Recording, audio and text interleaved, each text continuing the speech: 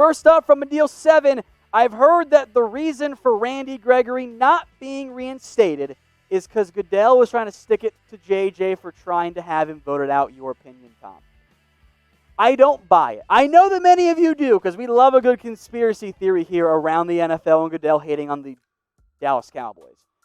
Here's my argument against it. Then why is Alden Smith in? Like, if the Cowboys were trying to, or if Goodell was trying to stop the Cowboys from getting players back, why did he let Alden Smith get reinstated? So, is the NFL handling this poorly? Absolutely. Because, frankly, the NFL is the most well-run organization at times. Do I think that Goodell hates the Cowboys? I'm simply not as convinced. You guys can get your votes in, though. Does Goodell hate the Dallas Cowboys? Type Y for yes or type N for no. I don't think Goodell, like Jerry, tried to get him, removed, but I don't think there's a vendetta, directed from Goodell against the Cowboys. So I see mostly yeses coming in, and, I'm not surprised by that one at all. Emil Pettersson, would you like to have more international games in the future? Sweden would be good. That is Swedish money. I have no idea what the currency conversion rate is. Maybe producer Brett, our math whiz, can get that going. Or, hey, we got math with Mitch over there. Maybe he can figure it out. Look, more international games, sure. I know that you're from Sweden, Emil. I wouldn't get your hopes up about them going to Sweden. I'm sorry. From my alleged burner account, where does Garrett rank among other former coaches? Oh, you guys aren't going to like my answer. Isn't he top 3? Isn't it, or top 4? Isn't it Jimmy Johnson, Tom Landry, Bill Parcells, Garrett? I mean, the other options aren't intriguing. So I know that I didn't like Garrett, but it's such a thin group because Landry was there for so long. Johnson's obviously in that discussion. Garrett's a top 5 Cowboys head coach, but that's not saying much. Now, with that said, I want you guys to rank Jason Garrett among Cowboys coaches all time in history. I think he's pretty clearly top 5. I'm going to make this the pinned comment on today's video. So if you get the ad break here on YouTube, scroll on down and cast your votes. From Zeno saying, Romo wasn't hurt in 16. How would the Cowboys have done? Look, here's the problem, right? He was always hurt. Romo had that awesome 2014 season where he peaked, and then his body failed him. So had he been healthy and you guaranteed an entire season from him, I mean, maybe that's the magical year. Maybe they beat the Packers.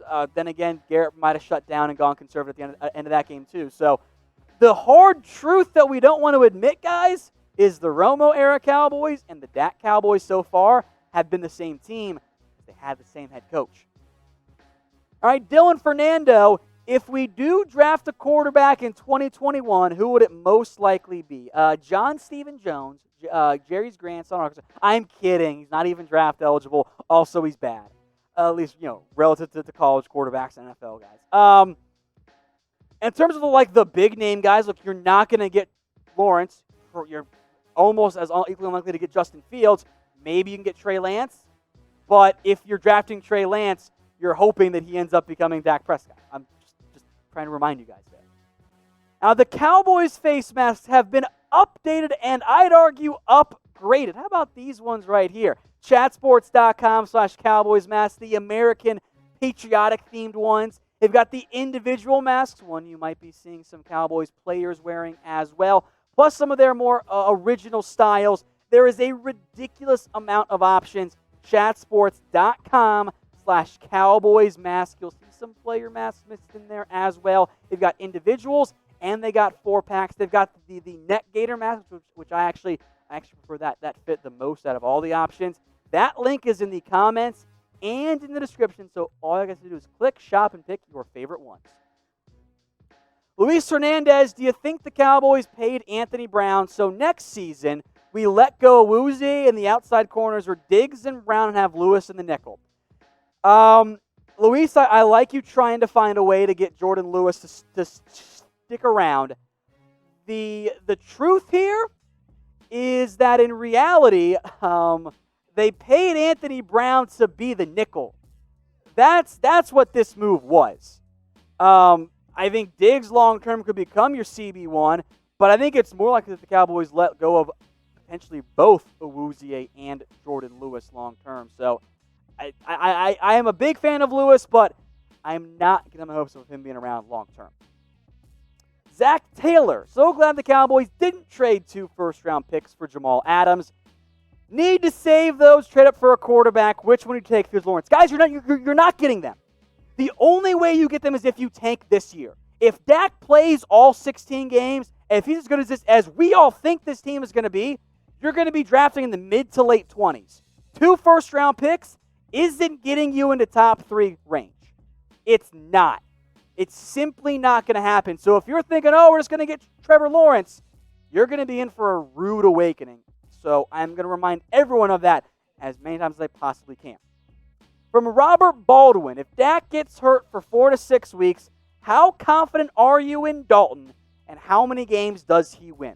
Great question, my friend. My argument for years now in adding a quarterback is as a backup. If my starter gets hurt for 5 games, can I win 2 in spite of my quarterback, and can I maybe get lucky with another one? Can I go around 500? That's what I think Andy Dalton can do. He's not going to win you games. He's not going to be a true, legit franchise quarterback, but I feel so much more confident than when it was Cooper Rush and Mike White and Clayton Thorson as the options, or Matt Castle. So if it's maybe around 500, and in that case, I'm really happy the Cowboys have Andy Dalton, and that's what I expect and hope to get out of a good backup quarterback.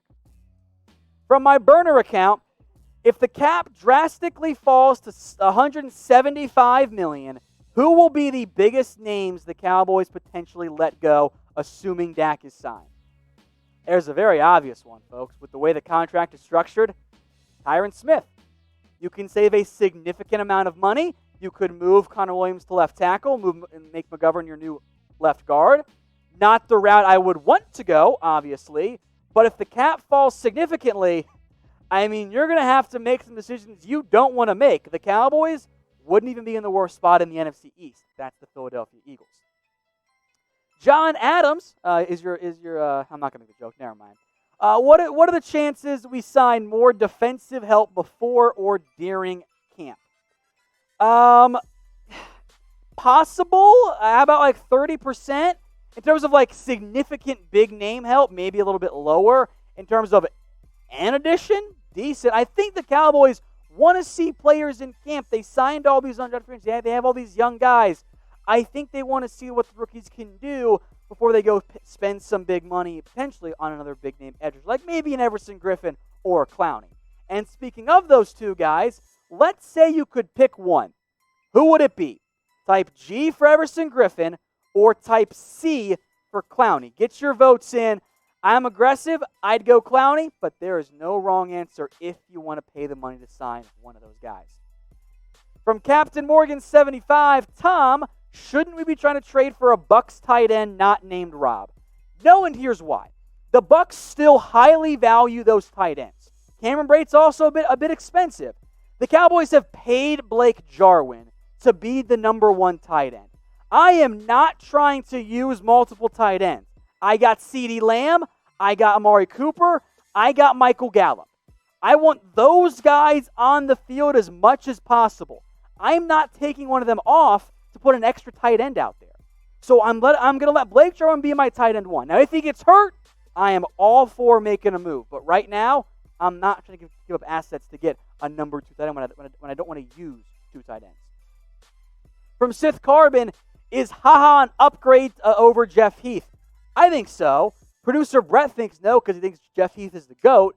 But I think from a playmaking perspective and just overall talent perspective, yeah, I think Haha Clinton Dix is an upgrade over Jeff Heath. I think that just in terms of ability, he's a better player. Not to hate on Jeff Heath, but I think Clinton Dix gives you more upside. So I am in favor of that move by the Cowboys, plus the cost is almost the same.